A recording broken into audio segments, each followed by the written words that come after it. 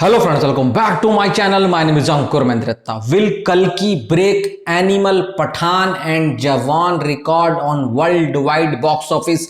मैं इन तीन फिल्मों की ही क्यों बात कर रहा हूं, क्योंकि इन तीनों फिल्मों को पैन इंडिया से और साथ साथ ओवरसीज से बहुत अच्छा रिस्पॉन्स मिला था। पठान ने कमाए थे 1050 करोड़ और पठान उस वक्त पर आई थी जब बॉलीवुड बहुत बुरे हालात में था और बॉयकॉट बॉयकॉट के नारे लग रहे थे। चारों तरफ काले झंडे उठाए गए थे शाहरुख खान के लिए, बट शाहरुख खान ने सारे हिटर्स के मुंह के ऊपर ताला लगा दिया था।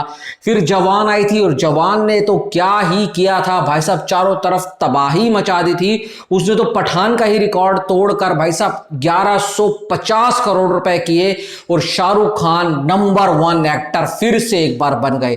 फिर आती है एनिमल, जिस फिल्म से लोगों को बहुत ज्यादा उम्मीदें नहीं थी क्योंकि रणबीर कपूर ने इतनी बड़ी हिट कभी नहीं दी, पर एनिमल को जो ऑर्गेनिकली रिस्पांस मिला, जो पब्लिक का भाई साहब प्यार मिला, जब जितनी क्रिटिज्म एनिमल को झेलना पड़ा था ना, अगर कोई और फिल्म होती ना तो वो धराशायी हो जाती, पर एनिमल ने ऐसा कारनामा करके दिखाया जो बहुत कम फिल्मों में देखने को मिलता है। 917 करोड़ का वर्ल्ड वाइड बिजनेस किया था और ओवरसीज में भी उसका बहुत बड़ा हिस्सा था। साथ साथ साउथ से भी बहुत अच्छा पैसा आया था और हिंदी बेल्ट ने तो बहुत ज्यादा प्यार दिया था।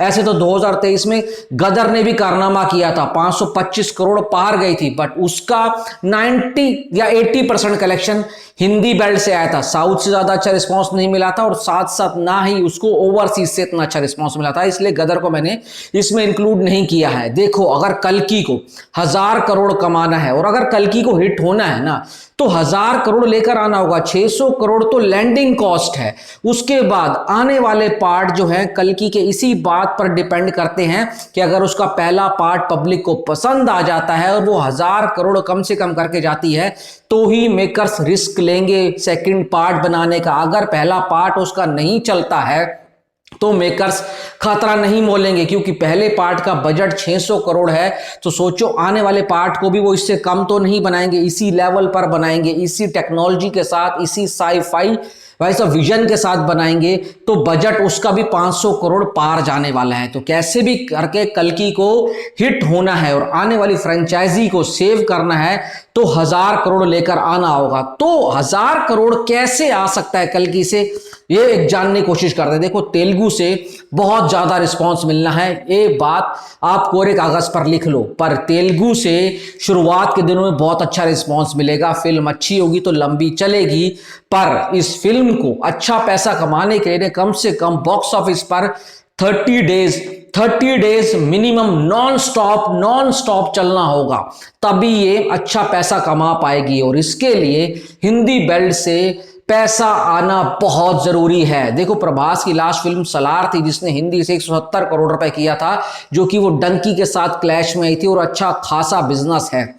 उसको रिलीज भी बहुत अच्छा मिला था, मास ऑडियंस को वो टारगेट कर रही थी। पर कल्कि एक मास ऑडियंस को नहीं, क्लास ऑडियंस को टारगेट कर रही है, ये एक अच्छी बात भी है और कल्कि के लिए थोड़ी बहुत नेगेटिव भी है, क्योंकि जो प्रभास का फैन बेस है वो मास मार्केट के अंदर ज्यादा है। तो क्या कल्कि वो कर पाएगी, नहीं कर पाएगी? जो कॉन्सेप्ट है मुझे तो लग रहा है कर पाएगी, पर कल्कि को 1000 करोड़ करने के लिए ना कैसे भी करके हिंदी मार्केट से 300-350 करोड़ कैसे भी लेकर आना होगा। इससे कम में बात नहीं बनेगी, इससे कम में कतई ही बात नहीं बनेगी। और 1000 करोड़ का सपना पूरा होना बहुत मुश्किल है, क्योंकि कल्कि के पास 3 बड़ी मार्केट हैं, एक ओवरसीज, एक तेलुगु और एक हिंदी। तमिल, कन्नड़, मलयालम, ये तीनों मिलकर अगर 200 करोड़ भी ले आए ना तो भी बहुत बड़ी बात है। 200 करोड़ में बहुत ज्यादा बोल रहा हूं, बहुत ज्यादा, उन तीनों लैंग्वेज का मिलाकर, मैं सिर्फ उन तीनों लैंग्वेज का बोल रहा हूं, बहुत ज्यादा है। तमिल,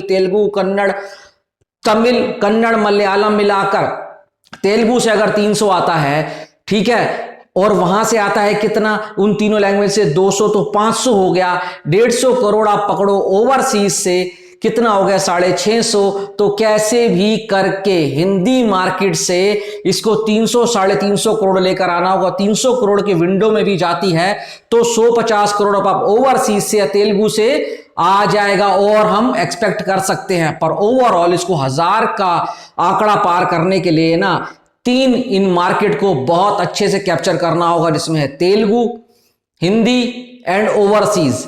ये तीनों मार्केट में अगर एक मार्केट भी कल्कि को नहीं पकड़ पाती तो समझो कल्कि फिर 1000 करोड़ करना मुश्किल है। इसलिए मैं बोल रहा हूं हिंदी मार्केट को इग्नोर किसी भी मेकर्स को नहीं करना चाहिए, यहां पर दबाकर प्रमोशन करो, क्योंकि हिंदी मार्केट में अगर फिल्म पसंद आ गई तो वारे न्यारे हैं मेकर्स के, दबाकर पैसा कमा कर जाएंगे। अब आप बताओ कल्कि कौन सी मार्केट से सबसे ज्यादा पैसा लेकर आएगी, और हिंदी में क्या ये 300 350 करोड़ करेगी, और ओवरऑल क्या ये 1000 करोड़ करेगी, क्या ये एनिमल जवान पठान के आसपास पहुंच पाएगी? आपकी राय जरूर बताना।